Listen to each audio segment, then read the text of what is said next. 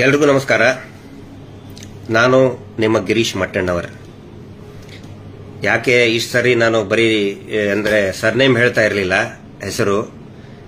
ಎಷ್ಟೋ ಜನ ನನ್ನ ಸರ್ನೇಮ್ನೇ ಪೂರ್ತಿ ಕೇಳಿಸಾಕಿದ್ದಾರೆ. ನನ್ನ ಸ್ನೇಹಿತರೆ, ನಮ್ಮ ವೆಲ್ ವಿಷರ್ಸೆ. ನನ್ನ ಹೆಸರು ಗಿರೀಶ್ ಮಟ್ಟಣ್ಣವರ್. ಕೆಲವೊಬ್ರು ಮುತ್ತಣ್ಣವರ್ ಅಂತ ಹೇಳ್ತಾರೆ, ಮುಟ್ಟಣ್ಣವರ್ ಅಂತ ಹೇಳ್ತಾರೆ. ಗಿರೀಶ್ ಮಟ್ಟಣ್ಣವರ್, ಗಿರೀಶ್ ಲೋಕನಾಥ್ ಮಟ್ಟಣ್ಣವರ್. ನನ್ನ ತಂದೆ ಹೆಸರು ಲೋಕನಾಥ್ ಮಟ್ಟಣ್ಣವರ್. ಈಗ ಇವತ್ತಿನ ಈ ಒಂದು ವಿಷಯ ಏನು ಅಂತ ಹೇಳಿದ್ರೆ, ಸಮೀರ್ ಅವ್ರ ಮೇಲೆ ಬಳ್ಳಾರಿಯ ಕೌಲ್ ಬಜಾರ್ ಪೊಲೀಸ್ ಸ್ಟೇಷನ್ನಲ್ಲಿ ಕ್ರೈಮ್ ನಂಬರ್ 51/225 ಏನು ರಿಜಿಸ್ಟರ್ ಆಗಿದೆ 5ನೇ ತಾರೀಕಿಗೆ. ಅದರ ಬಗ್ಗೆ ಕೆಲವೊಂದು ಟಿವಿ ಚಾನೆಲ್ಗಳು ಕೂಡ ವಿಶ್ಲೇಷಣೆ ಮಾಡಿದ್ದಾರೆ. ಇದರ ರಹಸ್ಯ ಏನು ಅನ್ನೋದ್ರ ಬಗ್ಗೆ ಎಫ್ಐಆರ್ ಮುಂದೆ ಇಟ್ಕೊಂಡೆ ಶಬ್ದ ವರ್ಡ್ ಬೈ ವರ್ಡ್ ಅನಲೈಸ್ ಮಾಡುವಂತಹ ಪ್ರಯತ್ನವನ್ನ ನಾನು ಮಾಡ್ತಾ ಇದ್ದೀನಿ. ಯಾಕೆ ಈ ಎಫ್ಐಆರ್ ಅನ್ನ ಮಾಡಿದ್ರು, ಯಾಕೆ ಸೋಮೋಟೋವನ್ನೇ ಮಾಡಿದ್ರು, ಯಾಕೆ ಬಳ್ಳಾರಿಯ ಕೌಲ್ ಬಜಾರ್ ಪೊಲೀಸ್ ಸ್ಟೇಷನ್ ನಲ್ಲಿನೇ ಮಾಡಿದ್ರು. ಸೋಮೋಟೋ ಅಂದ್ರೆ ಸ್ವಯಂ ಪ್ರೇರಿತ, ಪೊಲೀಸರೇ ಮಾಡಿದ್ರು. ಯಾಕೆ ಮಾಡಿದ್ರು, ಅದರ ಹಿಂದಿನ ಒಂದು ಹುನ್ನಾರ ಏನಿತ್ತು, ಅದನ್ನ ಈ ಎಫ್ಐಆರ್ ಗಳ ಮೂಲಕನೇ ಎಫ್ಐಆರ್ ನಲ್ಲಿರೋ ಕಂಟೆಂಟ್ ಆಫ್ ದ ಕಂಪ್ಲೇಂಟ್ ಏನು ದೂರು ಕೊಟ್ಟಿರ್ತಾರಲ್ಲ, ಆ ದೂರಿನ ಒಂದು ಸಾರ ವರ್ಡ್ ಟು ವರ್ಡ್ ಒಂದು ವಿಶ್ಲೇಷಣೆ ಮಾಡಿ ಎಲ್ಲರಿಗೂ ಗಮನಕ್ಕೆ ತರುವಂತ ಒಂದು ಪ್ರಯತ್ನವನ್ನ ಮಾಡ್ತಾ ಇದ್ದೇನೆ. ಇದರಲ್ಲಿ ಹೆಚ್ಚಿನ ಉತ್ಪ್ರೇಕ್ಷೆ ಏನು ಕೂಡ ಇಲ್ಲ. ಪ್ರಾರಂಭದಲ್ಲಿ ನೋಡಿ, ಇದನ್ನ ಬಳ್ಳಾರಿಯಲ್ಲಿ ಮಾಡುವಂತಹ, ಬಳ್ಳಾರಿ ಮತ್ತು ಅದರಲ್ಲಿನೇ ಕೌಲ್ ಬಜಾರ್ನಲ್ಲಿ ಸಮೀರ್ ಇದ್ದಿದ್ದು ಬೆಂಗಳೂರಿನಲ್ಲಿ. ಕಳೆದ last 9 years he is the resident of Bengaluru. ಆದರೂ ಕೂಡ ಬಳ್ಳಾರಿ ಕೌಲ್ ಬಜಾರ್ನಲ್ಲಿನೇ ಮಾಡಿದರು. ಮತ್ತೆ ಠಾಣೆಗೆ ಅಲ್ಲಿ ದೂರನ್ನು ಕೊಟ್ಟಂತವರು ಶ್ರೀ ನಿಂಗಪ್ಪ ಅಂತ, ಪೊಲೀಸ್ ಸಬ್ ಇನ್ಸ್ಪೆಕ್ಟರ್ ಇನ್ವೆಸ್ಟಿಗೇಷನ್, ಒಬ್ಬ ತನಿಖಾಧಿಕಾರಿ ನಿಂಗಪ್ಪ ಅನ್ನೋರು, ಶ್ರೀಯುತ ನಿಂಗಪ್ಪ ಅನ್ನೋರು ಕೊಟ್ಟಂತ ದೂರಿನ ಮೇರೆಗೆ ಸ್ವಯಂ ಪ್ರೇರಿತ ದೂರು ದಾಖಲಾಗುತ್ತೆ. ಸೋಮೋಟೋ ಅಂತ ಹೇಳ್ತಾರೆ ಅದಕ್ಕೆ. ಇಲ್ಲಿ ಅವರು ಬರಿಬೇಕಲ್ಲ ಏನಾದರೂ, ಯಾಕೆ ದೂರು ಕೊಡ್ತಾ ಇದ್ದೀನಿ, ಏನು ಕಾರಣ, ಏನು ತೊಂದರೆ ಆಗಿದೆ ಬರಿಬೇಕಲ್ಲ. ಅವ್ರು ಏನು ಬರೀತಾರೆ ನೋಡಿ. ಕರ್ನಾಟಕ ಅಂದ್ರೆ 27/2/2025 ದೂತ ಸಮೀರ್ ಎಂಡಿ ದೂತ ಚಾಲನ ಸಮೀರ್ ಎಂಡಿ ಅವರು ಅಪ್ಲೋಡ್ ಮಾಡಿದ್ದು ಕಂಡು ಬರುತ್ತದೆ. ಇದರಲ್ಲಿ ನೋಡಿ, ಸ್ಟಾರ್ಟಿಂಗ್ ಇವ್ರು ಹೇಳ್ತಾರೆ, ಮಾಡುವಂತ ಮೊದಲನೆಯ ಒಂದು ಗುರುತರವಾದಂತಹ ತಪ್ಪು ಅಂದ್ರೆ ಇಂಟೆನ್ಷನಲ್ಲಿನೇ ಮಾಡುವಂತದ್ದು ಏನಂತ ಹೇಳಿದ್ರೆ, ಸಾರಾಂಶದಲ್ಲಿ ಏನು ಹೇಳ್ತಾರೆ, ಈಗ ಕೆಲವು ದಿನಗಳಿಂದ ದೂತ .ಸಮೀರ್ ಎಂಡಿ ದೂತ ಯೂಟ್ಯೂಬ್ ಚಾನೆಲ್ನಲ್ಲಿ youtube.com ದೂತ ಸಮೀರ್ ಊರಿಗೆ ದೊಡ್ಡವರೇ ಕೊಲೆ ಮಾಡಿದವರ ಅಂತ ಆದಮೇಲೆ ಕ್ವಶನ್ ಮಾರ್ಕ್ ಇದೆ. ಇವರು ಈ ಎಫ್ಐಆರ್ ಕಂಟೆಂಟ್ ಅಲ್ಲಿ ಕ್ವಶನ್ ಮಾರ್ಕ್ ಹಾಕಿಲ್ಲ ಅವರು. ಅಂದ್ರೆ ಸಮೀರ್ ಅವರಿಗೆ ಮತ್ತು ಜನಸಾಮಾನ್ಯರಿಗೆ ಒಂದು ಕ್ವಶನ್ ಮಾರ್ಕ್ ಇತ್ತು. ಪಾಪ ನಿಂಗಪ್ಪನವರು ಅವರೇ ಮಾಡಿಬಿಟ್ರು ಅಂತ ಹೇಳಿಬಿಟ್ರು, ಊರಿಗೆ ದೊಡ್ಡವರೇ ಕೊಲೆ ಮಾಡಿಬಿಟ್ರು ಅಂತ ಹೇಳಿಬಿಟ್ರು. ಇದು ಒಂದೇದ್ದು ಅವರು ಮಾಡಿರುವಂತಹ ಮೂರ್ಖತನ. ಕ್ವಶನ್ ಮಾರ್ಕ್ ಇದೆಯಲ್ಲ, ದೊಡ್ಡವರ ಅಂತ ಕ್ವಶನ್ ಮಾರ್ಕ್ ಇದೆ, ಆದ್ರೆ ಇವು ದೊಡ್ಡವರ ಅಂತೇಳಿ ನಿಂಗಪ್ಪ ಅವರು ಹೇಳಿಬಿಟ್ರು, ಇವರೇ ಕೊಲೆ ಮಾಡಿಬಿಟ್ರು ಅಂತ ಹೇಳಿ. Point number 1. ನಂಬರ್ 2, ಇವರು ಏನ್ ಹೇಳ್ತಾರೆ ಇದರಲ್ಲಿ ಕರ್ನಾಟಕ ರಾಜ್ಯ ವಿಶ್ವವಿಖ್ಯಾತ ಧಾರ್ಮಿಕ ಸ್ಥಳವಾದ ಧರ್ಮಸ್ಥಳದ ಧರ್ಮಾಧಿಗಳು ಮತ್ತು ಅವರ ಕುಟುಂಬದವರ ವಿರುದ್ಧ ದಯವಿಟ್ಟು ಕೇರ್ಫುಲ್ ಆಗಿ ಇದನ್ನ ಕೇಳಿಸ್ಕೊಳ್ಳಿ. ಇಲ್ಲಿ ಏನ್ ಹೇಳ್ತಾರೆ, ಎಷ್ಟು ಜಾಣತನದಿಂದ ಡ್ರಾಫ್ಟ್ ಮಾಡಿದ್ದಾರೆ ಸ್ವಲ್ಪ ತಿಳ್ಕೊಳ್ಳಿ. ಇವ್ರು ಏನ್ ಹೇಳ್ತಾರೆ, ಒನ್ಸ್ ಅಗೇನ್ ಐ ರಿಪೀಟ್, ಇದರಲ್ಲಿ ಅಂದ್ರೆ ಈ ಯೂಟ್ಯೂಬ್ ಈ ಎಪಿಸೋಡ್ ನಲ್ಲಿ ಕರ್ನಾಟಕ ರಾಜ್ಯ ವಿಶ್ವವಿಖ್ಯಾತ ಧಾರ್ಮಿಕ ಸ್ಥಳವಾದ ಧರ್ಮಸ್ಥಳದ ಧರ್ಮಾಧಿಕಾರಿಗಳು ಮತ್ತು ಅವರ ಕುಟುಂಬದವರು ಅಂತ ಹೇಳಿದ್ರೆ ಧರ್ಮಸ್ಥಳ ವಿಶ್ವವಿಖ್ಯಾತ ಅಲ್ಲ, ಧಾರ್ಮಿಕ ಸ್ಥಳವಾದ ಧರ್ಮಸ್ಥಳದ ಧರ್ಮಾಧಿಕಾರಿಗಳು ಮತ್ತು ಅವರ ಕುಟುಂಬದವರ ವಿರುದ್ಧ. ಅಂದ್ರೆ ಧರ್ಮಸ್ಥಳ ವಿಶ್ವವಿಖ್ಯಾತ ನಾವು ಒಪ್ಕೋತೀವಿ, ಆದ್ರೆ ಇಲ್ಲಿ ಏನ್ ಬರೆದಿದ್ದಾರೆ, ಆ ವಿಶ್ವವಿಖ್ಯಾತ ಧರ್ಮಸ್ಥಳದ ಧರ್ಮಾಧಿಕಾರಿಗಳು ಮತ್ತು ಅವರ ಕುಟುಂಬದವರು, ಅಂದ್ರೆ ಅವರ ಕುಟುಂಬದವರು ವಿಶ್ವವಿಖ್ಯಾತ. ಅವ್ರ ಕುಟುಂಬದವರ ಹೆಸರು ಎಷ್ಟು ಜನಕ್ಕಪ್ಪ ಗೊತ್ತೈತೆ ಹೇಳಿ ನೋಡೋಣ. ಅವ್ರ ಕುಟುಂಬದವರು ವಿಶ್ವವಿಖ್ಯಾತ ಅಂತ ಹೇಳ್ಬಿಡ್ತಾರೆ ನಿಂಗಪ್ಪನವರು. ನಿಂಗಪ್ಪನವರಿಗೆ ಸ್ವತಃ ನಿಂಗಪ್ಪನವರಿಗೆ ಗೊತ್ತಿಲ್ಲ ಅವ್ರ ಕುಟುಂಬದಾಗ ಎಷ್ಟು ಜನ ಸದಸ್ಯರಿದ್ದಾರೆ ಅಂತೇಳಿ. ಬಹುಶಃ ಅವ್ರ ಮಿಸಸ್ ಹೆಸರು ಏನು ಅಂತ ಎಷ್ಟು ಜನಕ್ಕೂ ಕೂಡ ಗೊತ್ತಿಲ್ಲ, ವೆರಿ ಫ್ಯೂ ಪೀಪಲ್. ಅವರ ಮಗಳ ಹೆಸರು ಏನಂತ ಹೇಳಿ ಅನೇಕ ಜನರಿಗೆ ಗೊತ್ತಿಲ್ಲ. ಅವರ ತಮ್ಮನ ಹೆಸರು ಏನು ಅಂತ ಗೊತ್ತಿಲ್ಲ. ಬರೀ ಅಲ್ಲಿ ಅತ್ತೆ ಒಂದಿಷ್ಟು ರೇಪಿಸ್ಟ್ ಗ್ಯಾಂಗ್ ಏನಿದೆ ಅವರಿಗೆ ಗೊತ್ತಿದೆ. ಇನ್ನು ಕೆಲವೊಂದಿಷ್ಟು ವ್ಯವಹಾರ ಮಾಡೋರು ಗೊತ್ತಿದೆ ತಮ್ಮನ ಹೆಸರು. ತಮ್ಮನ ಮಗನ ಹೆಸರು 100% ವಿಶ್ವವಿಖ್ಯಾತ. ಮೂರು ಲೋಕದಲ್ಲಿ, ಈ ಅತಳ ಸುತಳ ಪಾತಾಳ ಮೂರು ಲೋಕದಲ್ಲಿ ಕೂಡ ಕುಖ್ಯಾತ ತಮ್ಮನ ಮಗ. ಈಗ ಇಡೀ ಕುಟುಂಬನೇ ವಿಶ್ವವಿಖ್ಯಾತ, ವಿಶ್ವ ಕುಖ್ಯಾತ ಆಗಿದೆ ಸಮೀರ್ ವಿಡಿಯೋದಿಂದ. That is different. ಆದರೆ ಧರ್ಮಸ್ಥಳ ವಿಶ್ವವಿಖ್ಯಾತ ನಾವೆಲ್ಲರೂ ಒಪ್ತೀವಿ, ನಮಗೆ ಹೆಮ್ಮೆ ಅದು. ಆದ್ರೆ ಇವ್ರು ಏನ್ ಹೇಳ್ತಾರೆ, ವಿಶ್ವವಿಖ್ಯಾತ ಧರ್ಮಸ್ಥಳದ ಧರ್ಮಾಧಿಕಾರಿಗಳು ಮತ್ತು ಅವರ ಕುಟುಂಬ. ನೋಡಿ ಇಲ್ಲಿ ಯಾವ ರೀತಿ ಟ್ಯಾಗ್ ಮಾಡ್ತಾ ಇದ್ದಾರೆ. ಧರ್ಮಸ್ಥಳಕ್ಕೆ ಮತ್ತು ಧರ್ಮಸ್ಥಳದ ಜನಪ್ರಿಯತೆಗೆ, ಧರ್ಮಸ್ಥಳದ ಪಾವಿತ್ರ್ಯತೆಗೆ ಈ ಕುಟುಂಬವನ್ನ ಯಾವ ರೀತಿ ಲಿಂಕ್ ಮಾಡ್ತಾ ಇದ್ದಾರೆ ನೋಡಿ ಇಲ್ಲಿ, ಇದರಲ್ಲಿ ಗೊತ್ತಾಗುತ್ತೆ. ಆನಂತರ ಈ ಅವರ ಕುಟುಂಬದ ವಿರುದ್ಧ ಪರೋಕ್ಷವಾಗಿ ಆರೋಪಗಳನ್ನು ಮಾಡಿದ್ದು. ಪರೋಕ್ಷ ಅಂದ್ರೆ ಏನು? ಇಂಡೈರೆಕ್ಟ್. ಇವ್ರಿಗೆ ಹೆಂಗಪ್ಪ ಇಂಡೈರೆಕ್ಟ್ ಅನ್ನೋದನ್ನ? ಇಂಡೈರೆಕ್ಟ್ ಅಂದ್ರೆ ಇಮ್ಯಾಜಿನೇಷನ್. ನಿಂಗಪ್ಪನವರು, ಮಾನ್ಯ ಸಬ್ ಇನ್ಸ್ಪೆಕ್ಟರ್ ನಿಂಗಪ್ಪನವರು ಒಂದು ಇಮ್ಯಾಜಿನೇಷನ್ ಮಾಡ್ಕೊಂಡ್ಬಿಟ್ರು. ಯಾರಿಗಂದಿದ್ದಾರೆ? ಅವ್ರಿಗೆ ಅಂದಿದ್ದಾರೆ ಅಂತೇಳಿ. ಆ ಇಮ್ಯಾಜಿನೇಷನ್ ಮಾಡಿಕೊಂಡು ಆ ಇಮ್ಯಾಜಿನೇಷನ್ ಅನ್ನ, ಆ ಪರಿಕಲ್ಪನೆಯನ್ನ FIR ಗೆ ಇಳಿಸಿದರು. ಅವರನ್ನ ಪರೋಕ್ಷವಾಗಿ ಮಾಡಿದ್ದು. ಸೌಜನ್ಯ ಕೇಸು, ನಾರಾಯಣ ಮತ್ತು Yamuna case, Vedavalli case, bank manager case, Padmalatha case, Ravi Poojari ಕೇಸುಗಳನ್ನು ಉಲ್ಲಂಘಿಸಿ ಧರ್ಮಸ್ಥಳದ ಧರ್ಮಾಧಿಕಾರಿಗಳು ಮತ್ತು ಅವರ ಕುಟುಂಬದ ಸದಸ್ಯರು ಭಾಗಿಯಾಗಿರುತ್ತಾರೆಂದು ಆರೋಪಿಸಿದ್ದು. ಅಂದ್ರೆ ಇಂಡೈರೆಕ್ಟ್ ಆಗಿ ಆರೋಪಿಸಿದ್ದಾರೆ. ಕೇಸ್ ಯಾವ್ಯಾವ ಹೇಳ್ತಾ ಇದ್ದಾರೆ ಅಂತ ಹೇಳಿದ್ರೆ, ಸೌಜನ್ಯ ಕೇಸ್ ಫಸ್ಟ್, ಅದಕ್ಕೆ ಬರ್ತೀನಿ ನಾನು. ಒಂದೇ ಒಂದು ಪಾಯಿಂಟ್ ಅದರ ಲಿಂಕ್ ಹೋಯ್ತಾ? ಓಕೆ, ಅದರಲ್ಲಿ ಒಂದೇ ಒಂದು ಪಾಯಿಂಟ್ ಹೇಳ್ತೀನಿ.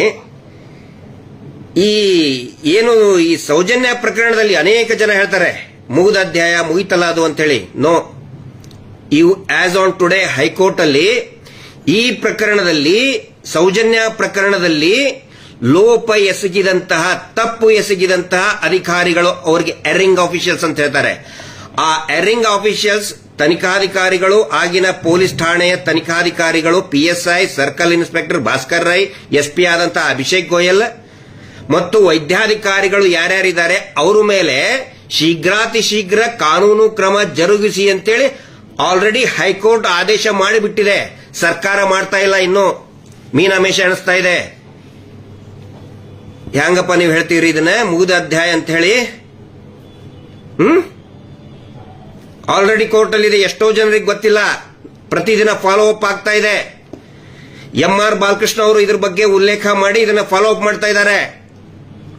ಶ್ರೀಯುತ MR ಬಾಲಕೃಷ್ಣ ಅಂಡ್ ಅಸೋಸಿಯೇಟ್ಸ್ ಅಂತ.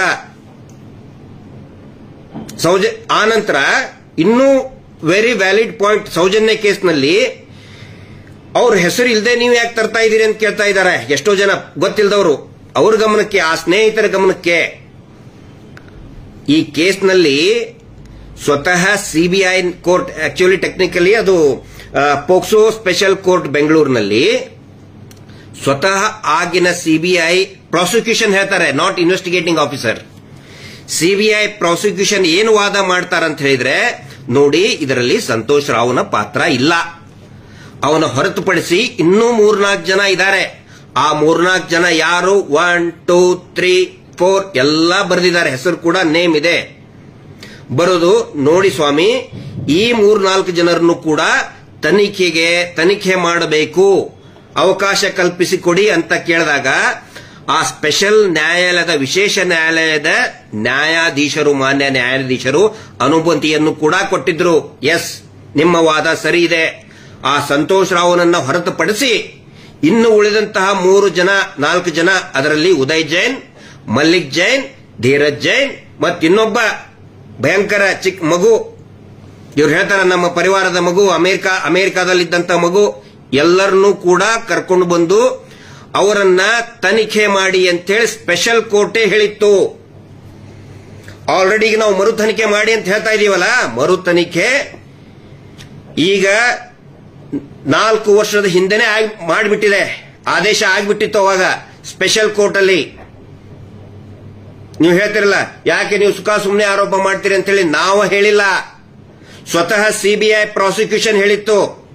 319 ನಲ್ಲಿ ಅಪ್ಲಿಕೇಶನ್ ಕೊಟ್ಟು ಪೆಟಿಷನ್ ಫೈಲ್ ಮಾಡಿದಾಗ ಸ್ವತಃ ಜಡ್ಜ್ ಸಾಹೇಬ್ರೆ yes you are correct prosecutor ಅಂತ ಹೇಳಿ ತನಿಖೆಗೆ ಆದೇಶನೇ ಮಾಡಿತ್ತು. ಆದರೆ ಇವರು ಏನ್ ಮಾಡಿದ್ರು, ಆ ಆದೇಶಕ್ಕೆ ಮಾನ್ಯ ಕರ್ನಾಟಕ ಹೈಕೋರ್ಟ್ಗೆ ಅಪೀಲ್ ಹೋದ್ರು.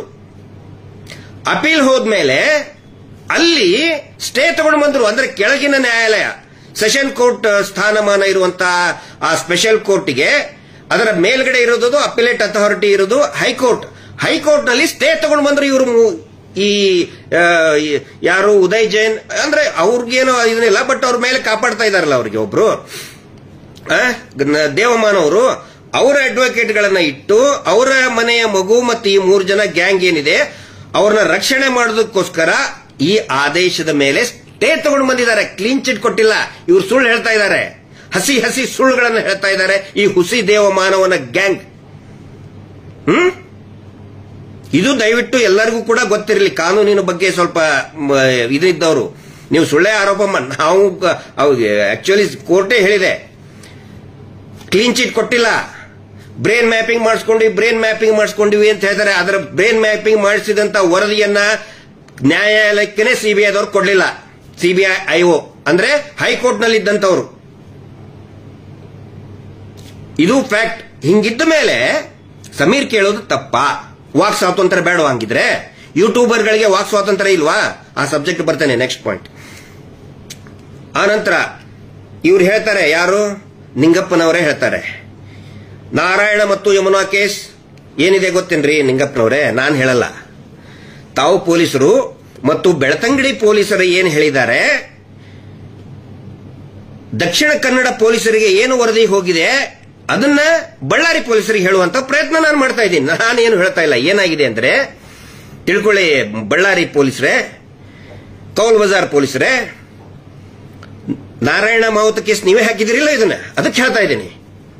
ಏನಾಗಿದೆ ನಾರಾಯಣ ಮಾವುತ ಕೇಸಲ್ಲಿ, ಸ್ವತಃ ನಾರಾಯಣನ ಹೆಂಡತಿಯಾದಂತಹ ಶ್ರೀಮತಿ ಸುಂದರಿಯವರು, ನೆನಪಿಟ್ಕೊಳ್ಳಿ ಹೆಸರು, ಶ್ರೀಮತಿ ಸುಂದರಿಯವರು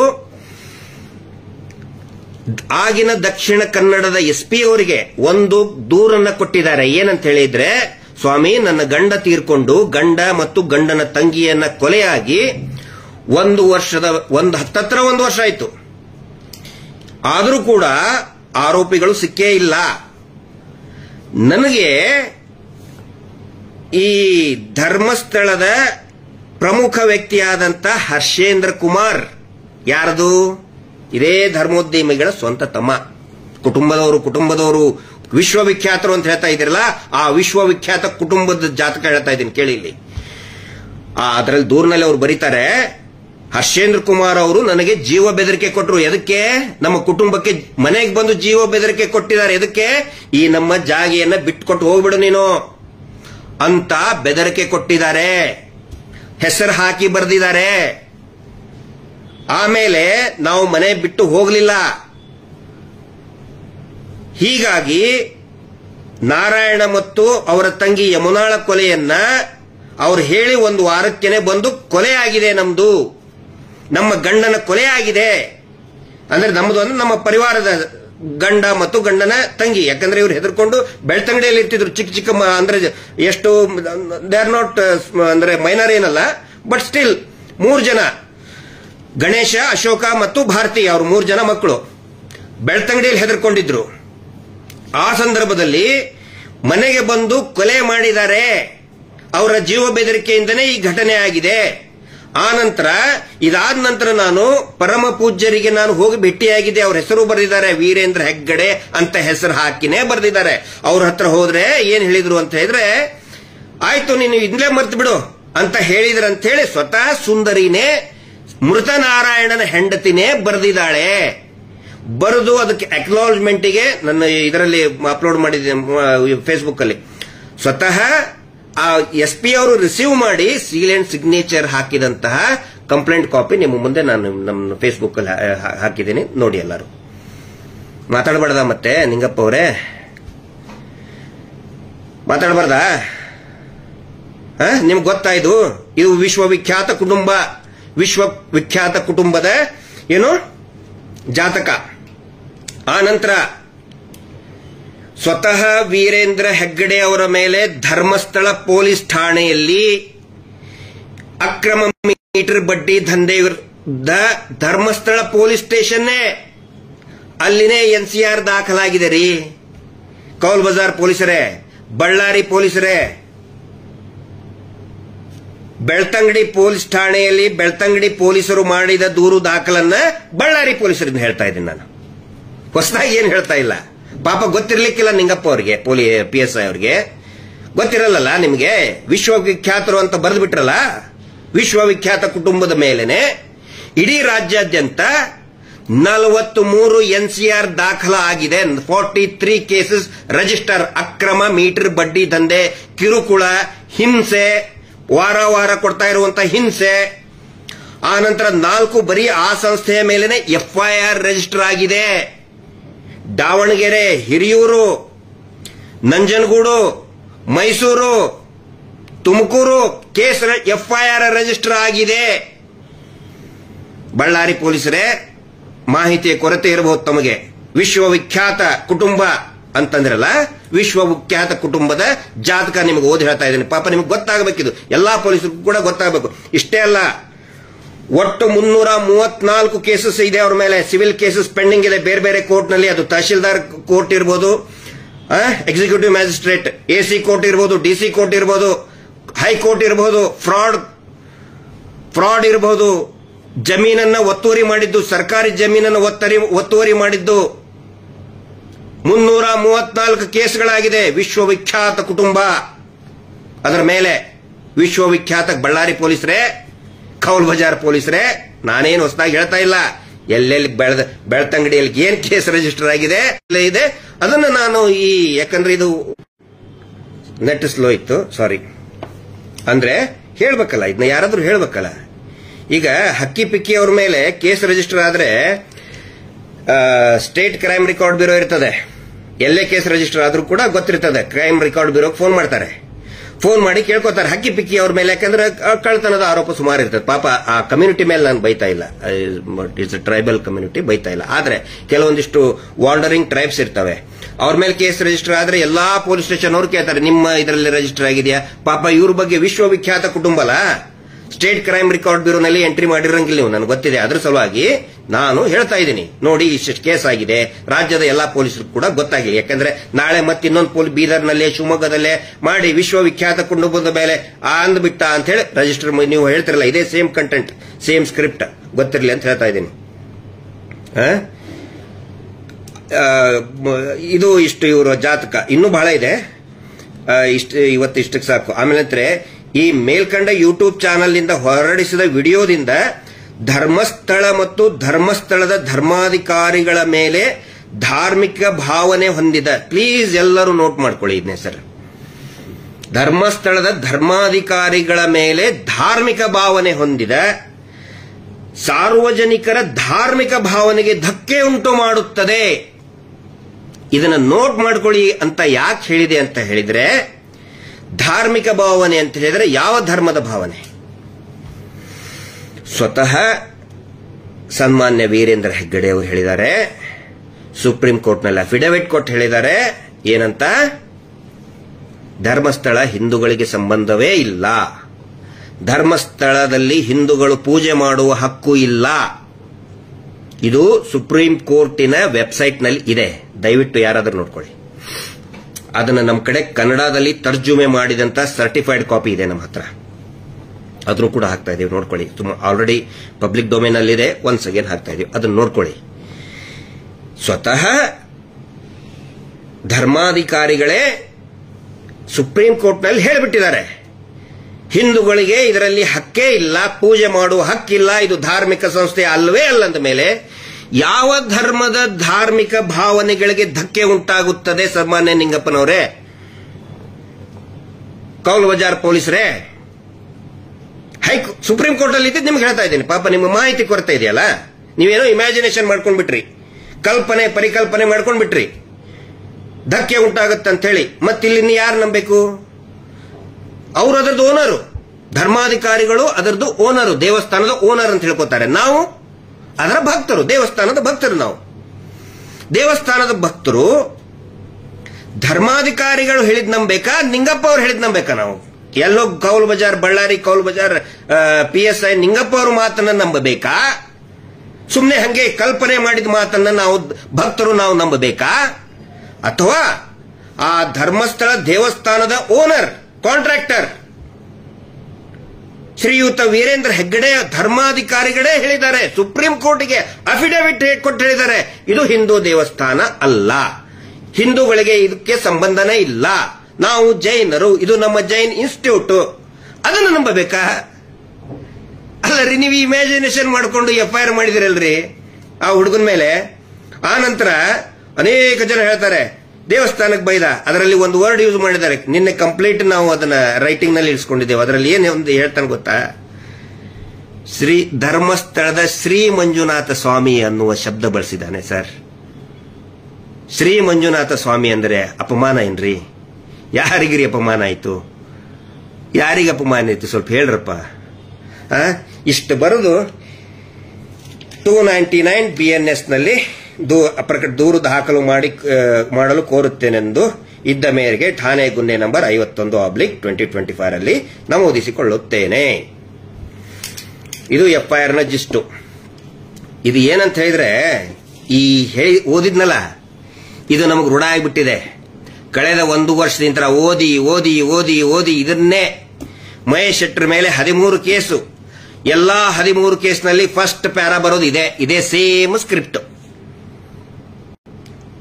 ವೇದವಲ್ಲಿ ಕೇಸ್ ಆದಾಗೂ ಕೂಡ ಸೇಮ್ ಇದೇ ಸ್ಕ್ರಿಪ್ಟ್. 79ರಲ್ಲಿ, 87, 88ರಲ್ಲಿ ಪದ್ಮಲತಾ ಕೇಸ್ ಆದಾಗ ಸೇಮ್ ಇದೇ ಸ್ಕ್ರಿಪ್ಟ್. ಧರ್ಮಸ್ಥಳದ ಮೇಲೆ ಅಪಮಾನ ಮಾಡ್ತಾ ಇದ್ದಾರೆ, ಅಪಚಾರ ಮಾಡ್ತಾ ಇದ್ದಾರೆ, ವಿಶ್ವವಿಖ್ಯಾತ ಕುಟುಂಬದ ಮೇಲೆ ಅಪಚಾರ ಮಾಡ್ತಾರೆ, ಸೇಮ್ ಸ್ಕ್ರಿಪ್ಟ್. ಆನೆ ಮಾವುತನ ಕೇಸ್ ಆದಾಗೂ ಕೂಡ ಸೇಮ್ ಸ್ಕ್ರಿಪ್ಟ್. ಇವ್ರನ್ನ ಅತ್ಯಾಚಾರ ಪ್ರಶ್ನೆ ಮಾಡಿದಾಗ ಇದೇ ಫಸ್ಟ್ ಬರೋದೇ ಈ ಸ್ಕ್ರಿಪ್ಟ್. ನನಗನ್ಸಿದೆ ಬಹುಶಃ ಅಲ್ಲಿ ಯಾವುದೋ ಕಲ್ಲಲ್ಲಿ ಕೆತ್ಬಿಟ್ಟಿದ್ದಾರೆ ಕಾಣ್ತದೆ. ಈ ಸ್ಕ್ರಿಪ್ಟ್ ಅನ್ನ ಕಲ್ಲಲ್ಲಿ ಕೆತ್ಬಿಟ್ಟಿದ್ದಾರೆ, ಈ ಸ್ಕ್ರಿಪ್ಟ್ ಅನ್ನ ಪೂರ್ತಿಯಾಗಿ. ಏನದು ಶಿಲಾಶಾಸನ ಅಂತಾರಲ್ಲ, ಶಿಲೆ ಮೇಲೆ ಶಾಸನ ಬರೆದಾರಲ್ಲ, ಹಂಗೆ ಇದು ಶಿಲಾಶಾಸನ. ಧರ್ಮಸ್ಥಳದ ಯಾವುದೋ ಒಂದು ಕಲ್ಲು ಬಂಡಿ ಮೇಲೆ ಧರ್ಮಸ್ಥಳದಾಗ ಇವ್ರ ಮನೆಯೊಳಗೆ ಒಂದು ಬಂಡೆ ಇಟ್ಕೊಂಡು ಅದರಲ್ಲಿ ಬರೆದು ಬಿಟ್ಟಿದ್ದಾರೆ ಆ ಶಿಲಾಶಾಸನನ. ಅದನ್ನೇ ಇಲ್ಲಿ ರಿಪೀಟ್ ಮಾಡಿದ್ದಾರೆ. ಇಲ್ಲಿ ನಾನು ಏನು ಹೇಳಕ್ ಹೊರಟಿದ್ದೀನಿ ಅಂತ ಹೇಳಿದ್ರೆ, ಇದನ್ನ ಬರೆದಂತವರು ಸನ್ಮಾನ್ಯ ನಿಂಗಪ್ಪನವರಲ್ಲ, ನಿಂಗಪ್ಪನವರು ಬರೆದಂತ ಸ್ಕ್ರಿಪ್ಟ್ ಅಲ್ಲ ಇದು. ಇದೇ ಸ್ಕ್ರಿಪ್ಟ್ ಮೇಲಿನೇ ಇವತ್ತು ಹಿಂದೂ ಮುಸ್ಲಿಂ ಅಂತ ಹೇಳಿ ಮಾಡೋದಕ್ಕೆ ಎಲ್ಲಾರ ಹತ್ರನೂ ಕಳಿಸ್ಬಿಟ್ಟಿದ್ದಾರೆ. ಇವ್ರ ಗ್ಯಾಂಗಿಗೆ ಬೋಗಸ್ ಫೇಕ್ ಗ್ಯಾಂಗ್ಗಳಿದಾವಲ್ಲ, ಹಿಂದೂ ಮುಸ್ಲಿಂ ಮಾಡುವಂತ ಗ್ಯಾಂಗ್ಗಳಿದಾವಲ್ಲ, ಅವ್ರಿಗೆ ಕಳಿಸ್ಬಿಟ್ಟಿದ್ದಾರೆ ಇದೇ ಸ್ಕ್ರಿಪ್ಟ್. ಬೇಕಾದ್ರೆ ನೀವು ನೋಡಿ, ಟೀಕೆ ಮಾಡ್ತಾ ಇದಾರಲ್ಲ, ಬೈತಾ ಇದಾರಲ್ಲ, ಹಿಂದೂ ಮುಸ್ಲಿಂ ಹಂಗಂತ. ಅವರೆಲ್ಲರೂ ಕೂಡ ಇದೇ ಬೇಸಿಕ್ ಸ್ಕ್ರಿಪ್ಟ್ ಇಟ್ಕೊಂಡೇ ಸುಮ್ಮನೆ ಹಿಂದೂ ಮುಸ್ಲಿಂ ಮಾಡ್ತಾ ಇದ್ದಾರೆ. ಫಸ್ಟ್ ಅವ್ರು ಏನ್ ಮಾಡಿದ್ರು ಕೆಲಸ ಹೇಳಿ? ಇದು ಯಾವಾಗ ಸ್ಟಾರ್ಟ್ ಆಯ್ತು? 5ನೇ ತಾರೀಕಿಗೆ FIR ಯಾವಾಗ ಆಯ್ತಲ್ಲ, ಅವಾಗ ನಂತರ ಸ್ಟಾರ್ಟ್ ಮಾಡಿದ್ರು ಹಿಂದೂ ಮುಸ್ಲಿಂ ಅಂತ ಹೇಳಿ. ಯಾಕಂತ ಹೇಳಿದ್ರೆ ದೇ ವೇರ್ ವೇಟಿಂಗ್. ಇನ್ನೂ ಒಂದು ಕುತಂತ್ರ ಮಾಡಿದ್ರು, ಅದನ್ನ ನಾನು ಇವತ್ತು ಎಕ್ಸ್ಪ್ಲೇನ್ ಮಾಡಲೇಬೇಕು. ಇವ್ರೇನ್ ಮಾಡಿದ್ರು, ಬೆಂಗಳೂರಿನ ಅಂದ್ರೆ ಬಳ್ಳಾರಿಯಲ್ಲೂ ಭಯಂಕರ ಹುಡುಕ್ಬಿಟ್ಟಿದ್ದಾರೆ. ಇವನು ಅಲ್ಲಿ ಬಳ್ಳಾರಿಯಲ್ಲೇ ಇರಬಹುದು ಅಂತ ತಿಳ್ಕೊಂಡಿದ್ದಾನೆ ಈ ಹುಡುಗ, ಯಾರು ಸಮೀರ್ ಅವರು. ಅದಾದ ನಂತರ ಇಲ್ಲಿ ಹುಡುಕಾಡಿದ್ದಾರೆ, ಬೆಂಗಳೂರಿನಲ್ಲಿ ಎಲ್ಲ ಹುಡುಕಾಡಿದ್ದಾರೆ, ಟವರ್ ಲೊಕೇಶನ್ ಹಾಕಿದ್ದಾರೆ. ಆಮೇಲೆ ಟವರ್ ಲೊಕೇಶನ್ ಹುಡ್ಕೊಂಡು ಬಂದು ಅವ್ರದ್ದು ಏನಿತ್ತು ಸ್ಟ್ರಾಟಜಿ, ಇವನನ್ನ ಪೊಲೀಸ್ ಜೀಪಲ್ಲಿ ಕುಂದಿರ್ಸ್ಕೊಂಡು ಹೋಗ್ಬೇಕು. ಅವ್ನು ಹೋಗ್ಬೇಕಾದ್ರೆ ಎಲ್ಲರೂ ವಿಡಿಯೋ ಮಾಡ್ಕೊಳ್ಳೋದು. ಇವ್ರ ಗ್ಯಾಂಗ್ ಎಲ್ಲ ಸರೌಂಡ್ ಹೊಡೆದಿತ್ತಿದ್ದು ಹಾರರ್ ಗ್ಯಾಂಗ್ ಧರ್ಮಸ್ಥಳದಲ್ಲಿ ಹಾರರ್ ಮಾಡಿದಂತ ಹಾರರ್ ಗ್ಯಾಂಗ್ ಸುತ್ತಲೂ ಒಂದಿಷ್ಟು ಕ್ಯಾಮೆರಾ ಇಟ್ಕೊಂಡು ನಿಂತಿದ್ದು. ನೋಡಿ ಅರೆಸ್ಟ್ ಆದ ಅಂತ ಹೇಳಿ ಒಂದು ಮೆಸೇಜ್ ಕೊಡಕ್ ನೋಡ್ತಾ ಇದ್ರು ಅವರು ಎಂಟೈರ್ ಯೂಟ್ಯೂಬರ್ಸ್ಗೆ. ನೋಡಿ ನೀವು ಸಮೀರ್ ಮಾತಾಡಿದ ಹೆಂಗ್ ಹಿಡ್ಕೊಂಡು ಹೋಗ್ತಾ ಇದಾರೆ ನೋಡ್ರಿ ಅವನ್ನ. ಒಂದು ಮೆಸೇಜ್ ಕೊಡೋರಿದ್ರು. ಅಷ್ಟೇ ಅಲ್ಲ, ಬಳ್ಳಾರಿ ಕೌಲ್ ಬಜಾರ್ ನಾನು ಹೋಗಿದ್ದೇನೆ ಇಲ್ಲಿ ಸುಮಾರು ಸಾರಿ. ಅತಿ ಹೆಚ್ಚು ಮುಸ್ಲಿಂ ಸಮುದಾಯ ಇರುವಂತಹ ಜ್ಯೂರಿಸ್ಡಿಕ್ಷನ್ ಇರ್ತಕ್ಕಂತಹ ಪೊಲೀಸ್ ಠಾಣೆ ಆ ಏರಿಯಾದು. ಅಲ್ಲಿ ಎಷ್ಟೋ ಜನಕ್ಕೆ ಹೇಳಿಟ್ಟಿದ್ರು. ನನಗೆ ನಿನ್ನೆ ಸಮೀರ್ ಹೇಳಿದ, ಅವನು ಫೋನ್ ಮಾಡಿ ಹೇಳ್ತಾ ಇದ್ರು, ನೀ ಬಾ ನಾವು ನೋಡ್ಕೊಂತೀವಿ ತುಮಾರೆ ಹಮ್ ದೇಖ್ ಲೆಂಗೆ ಇದರ್ ಪೊಲೀಸ್ ಕ್ಯಾ ಕರ್ತೆ ಹಮ್ ಐಸಾ ಕರ್ತೆ. ಪಾಪ ಅವ್ನಿಗೆ ಗೊತ್ತಿಲ್ಲ, ಸಮೀರ್ ಗೊತ್ತೇ ಇಲ್ಲ ಇದೇನು. ಅಲ್ಲಿ ಹೋಗೋದು ಒಂದಿಷ್ಟು ಜನರ ಕಡೆ ಅಂತಾರೆ ಜೋರಾಗಿ ಕೂಗಾಡ್ಸೋದು, ಒದರಾಡ್ಸೋದು. ಯಾಕಂದ್ರೆ ಪ್ರೋಕ್ ಆಗಿಬಿಡ್ತಾರೆ. ಓ ನಮ್ಮ ಹುಡುಗ ದೇಖ್ ರೇ ಹಮಾರೆ ಬೈಕು ಲೇಕೆ ಆಯೆ ಮಾರ್ ರೇ ಐಸಾ ಕರ್ ರೇ ಅಂತ ಹೇಳಿ ಫುಲ್ ಅದನ್ನೆಲ್ಲ ಶೂಟಿಂಗ್ ಮಾಡಿ ನೋಡ್ರಿ ಪೊಲೀಸರ ಮೇಲೆ ದಾಳಿ ಮಾಡಿದ್ರು. ಈ ಕಡೆ ಹಿಂದೂ ಧರ್ಮದ ಮೇಲೆ ದೇವಸ್ಥಾನದ ಮೇಲೆ ದಾಳಿ ಮಾಡ್ತಾ ಬೈತಾನೆ, ಅಲ್ಲಿ ಪೊಲೀಸರ ಮೇಲೆ ಕಲ್ಲೆಸಿತಾರೆ. ಏನಿದು, ಎಲ್ಲಿದೆ ಹಿಂದೂಗಳು, ಎಲ್ಲಿದಿರಿ ಅಂತೇಳಿ ಕೂಗಾಡ್ಬಿಡುದು ಎಲ್ಲ ಇದರಲ್ಲಿ. ಮತ್ತೆ ಇಡೀ ರಾಜ್ಯದಲ್ಲಿ ಒಂದು ದಂಗೆ. ಆ ಒಂದೇ ಅದೇನೋ ಅಂತ ಹೇಳ್ತಾರೆ, ಒಂದೇ ಕಲ್ಲಲ್ಲಿ ಹಂಗ ದಂಗೆ ಎಬಸಿ ಇಡೀ ಸೌಜನ್ಯ ಹೋರಾಟದ ಕಿಚ್ಚನ್ನ ಆರಿಸಿಬಿಡಬೇಕು ಒಂದೆದ್ದು. ಆನಂತರ ಯೂಟ್ಯೂಬರ್ಸ್ಗಳಿಗೆ ಒಂದು ಮೆಸೇಜ್ ಕೊಡೋದು, ನೀವೇನಾದ್ರೂ ನಮ್ಮ ವಿರುದ್ಧ ಮಾತಾಡಿದ್ರೆ ಇದೇ ಪರಿಸ್ಥಿತಿ. ಕಳೆದ 13-12 ವರ್ಷದಿಂದ ಇದೇ ಮಾಡಿದ್ದಾರೆ ಇವರು ಯೂಟ್ಯೂಬರ್ಸ್ಗಳಿಗೆ ಹೆದರಿಸಿ. ಸುಮಾರು ಪಾಪ ಯೂಟ್ಯೂಬರ್ಸ್, ಎಷ್ಟು ಜನ ಯೂಟ್ಯೂಬರ್ಸ್ ರೆಡಿ ಇದ್ರು ಈ ರೀತಿ ಪೊಲೀಸ್ ಸ್ಟೇಷನ್ ಹೆದರಿಸೋದು.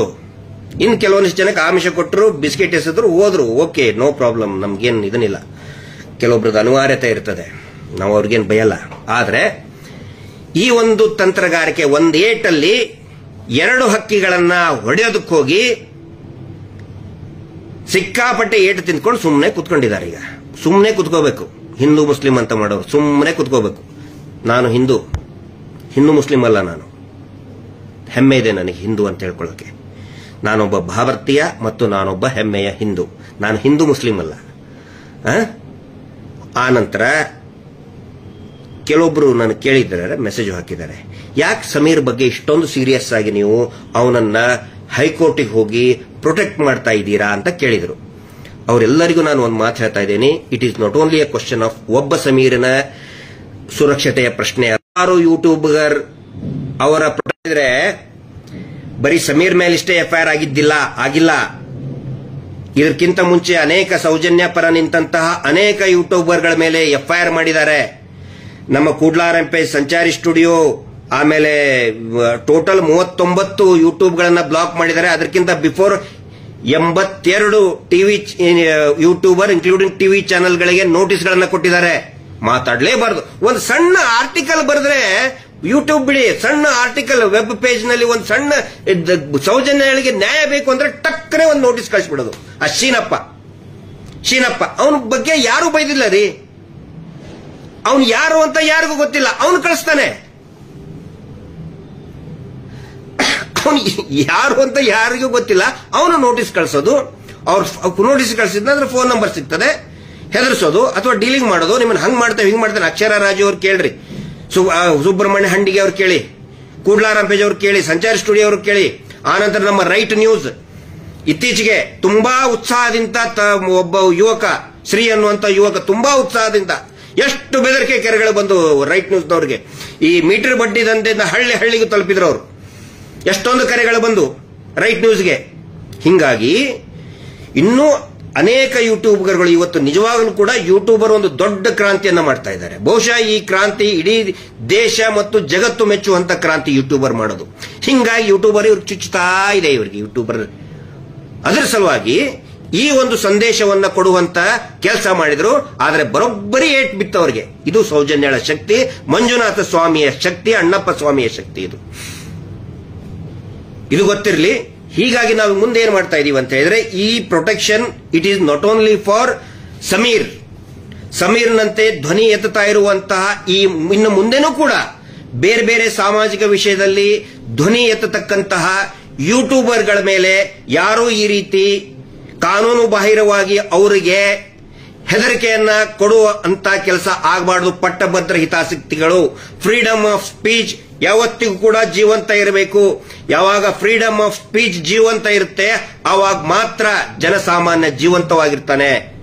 ಜನಸಾಮಾನ್ಯನಿಗೆ ನ್ಯಾಯ ಸಿಗುತ್ತೆ. ಅದು ಯೂಟ್ಯೂಬರ್ ಇರಬಹುದು, ಟಿವಿ ಚಾನಲ್, ವಾಟ್ ಎವರ್, ಯಾವುದೇ ಜರ್ನಲಿಸಂ ಇರಬಹುದು.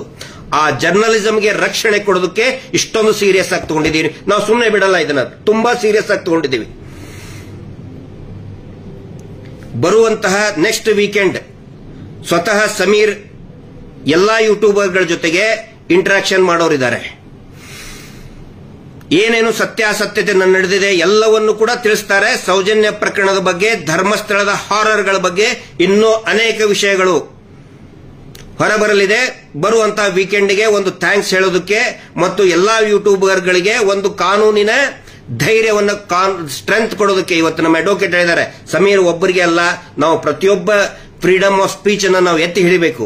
ಜರ್ನಲಿಸ್ಟ್ಗಳಿಗೆ ಯಾರು ಭಯ ಬಿದ್ದಿದ್ದಾರೆ ಆ ಜರ್ನಲಿಸ್ಟ್ಗಳ ಜೊತೆಗೆ ನಾವು ನಿಂತ್ಕೋಬೇಕು. ನಾವು ನಮ್ಮ ಆಫೀಸ್ ಪೂರ್ತಿ ನಮ್ಮ ಸ್ಟಾಫ್ ನಿಂತ್ಕೊಳ್ತಿದ್ದೆ ಅಂತ ಹೇಳಿದ್ದಾರೆ. ನಮಗೆ ಯಾವುದೇ ಫೀಸ್ ಬೇಕಾಗಿಲ್ಲ, ಅವ್ರ ಜೊತೆಗೆ ನಾವು ಇದೀವಿ ಅಂತ ಹೇಳಿ ಒಂದು ಸ್ಟ್ರಾಂಗ್ ನಿಲುವನ್ನ ತಗೊಂಡಿದೀವಿ ನಾವು. ಯಾಕಂದ್ರೆ ನೋಡಿ, ಯಾರಾದರೂ ಒಬ್ರು ಮಾತಾಡೋರು ಇದ್ರೆ ಜನಸಾಮಾನ್ಯರಿಗೆ ಒಂದು ಧೈರ್ಯ ಇರ್ತದೆ. ಇದು ಜನಸಾಮಾನ್ಯರ ದೇಶ, ಇದು ವಿಐಪಿಗಳ ದೇಶ ಅಲ್ಲ. ಜನಸಾಮಾನ್ಯರಿಗೆ ಧೈರ್ಯ, ಅದನ್ನ ಜನಸಾಮಾನ್ಯರಿಗೆ ತಲುಪಿಸೋರು ಯಾರು? ಪ್ರೆಸ್.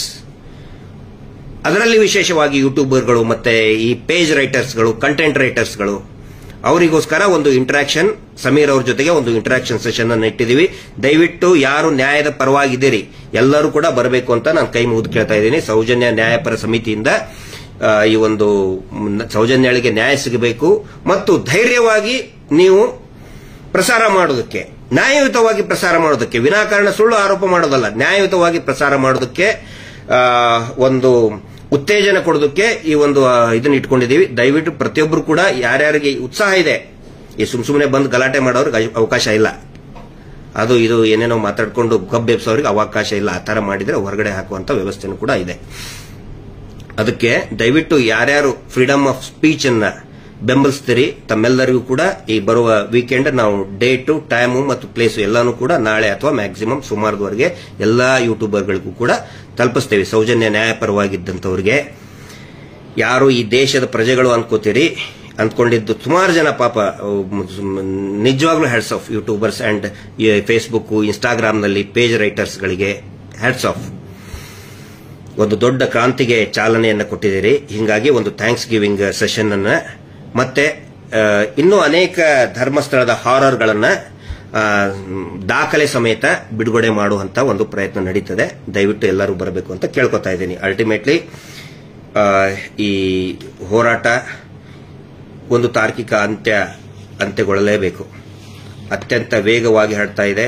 ಆ ನಂತರ ಎಲ್ರಿಗೂ ಹೇಳ್ತಾ ಇದ್ದೀನಿ, ಪ್ರಚಾರ ನೋಡಿ, ಯಾವತ್ತಿಗೂ ಕೂಡ ಇಂಡಿವಿಜುವಲ್, ನಾನು ನನ್ನ ಬಗ್ಗೆ ಹೇಳ್ತಾ ಇದ್ದೀನಿ, ಇಂಡಿವಿಜುವಲ್ ವ್ಯಕ್ತಿಗೆ ನನಗೆ ಪ್ರಚಾರ ಯಾವತ್ತಿಗೂ ನೋಡಿ ಒಂದು ಹೋರಾಟ ಯಾಕೆ ಹಾಳಾಗ್ತಾ ಇದೆ ಅಂತ ಹೇಳಿದ್ರೆ, ಗಿರೀಶ್ ಮಟ್ಟಣ್ಣ ಅವರಿಗೆ ದೊಡ್ಡವನ್ ಮಾಡಿದ್ರೆ ಅದೇ ಒಂದು ದೊಡ್ಡ ಕಂಟಕ. ಪ್ಲೀಸ್ ಸಬ್ಜೆಕ್ಟ್ ಬಗ್ಗೆ, ಹೋರಾಟದ ಬಗ್ಗೆ ನೀವು ಕನ್ಸರ್ನ್ ಇರಲಿ. ನಮ್ಮನ್ನ ದೊಡ್ಡವ್ರು ಮಾಡೋದು ಬೇಡ, ನಮ್ಮನ್ನ ಹೀರೋ, ನಮ್ಮನ್ನ ಏನೋ I am very common man, ಒಬ್ಬ ಸಾಮಾನ್ಯ ವ್ಯಕ್ತಿ ನಾನು. ಪ್ಲೀಸ್ ಸೌಜನ್ಯ ಹೋರಾಟದ ಬಗ್ಗೆ ಧ್ವನಿಗೂಡಿಸಿ ಅಂತ ಕೇಳ್ತಾ, ಮತ್ತೆ ನಮ್ಮ ಮಹೇಶ್ ಶೆಟ್ಟಿ ತಿಮ್ಮರೋಡಿ ಅವರ ನೇತೃತ್ವದಲ್ಲಿ ನಡೀತಾ ಇರುವಂತಹ ಈ ಸಂಪೂರ್ಣ ಅವರ ಮಾರ್ಗದರ್ಶನದಲ್ಲಿ ನಡೀತಾ ಇರತಕ್ಕಂಥ ಅನೇಕ ಈ ಹೋರಾಟದ ಅನೇಕ ಮಜಲುಗಳಿಗೆ ಎಲ್ಲರ ಒಂದು ಬೆಂಬಲ ಇರಲಿ ಅಂತ ಹೇಳಿ ಇವತ್ತಿನ ಈ ಒಂದು ಲೈವ್ ಅನ್ನು ಮುಗಿಸ್ತಾ ಇದ್ದೇನೆ. ಪ್ರತಿಯೊಬ್ಬರು ಕೂಡ ಇದನ್ನ ಶೇರ್ ಮಾಡಿ, ಸಾಧ್ಯ ಆದಷ್ಟು ಜನರಿಗೆ ಶೇರ್ ಮಾಡಿ. ಎಲ್ಲರೂ ಕೂಡ ಸಾಕಷ್ಟು ಜನ ಜಾಗೃತರಾಗಿದ್ದಾರೆ. ಡ್ಯೂ ಟು ಸಮೀರ್ ವಾಯ್ಸ್ ತುಂಬಾ ದೊಡ್ಡದಿದೆ, ತುಂಬಾ ರೀಚ್ ತುಂಬಾ ದೊಡ್ಡದಾಗಿದೆ. ಹೀಗಾಗಿ ಪ್ರತಿ ಹಂತದಲ್ಲಿನೂ ಕೂಡ ಇದನ್ನ ಗಮನಿಸಿ ಪ್ರತಿಯೊಬ್ಬರು ಕೂಡ ಇದರಲ್ಲಿ ಭಾಗಿಯಾಗಿ ಅಂತ ಹೇಳ್ತಾ ಇವತ್ತಿನ ಈ ಲೈವ್ ಅನ್ನು ಮುಗಿಸ್ತಾ ಇದ್ದೇನೆ. Justice for Soujanya.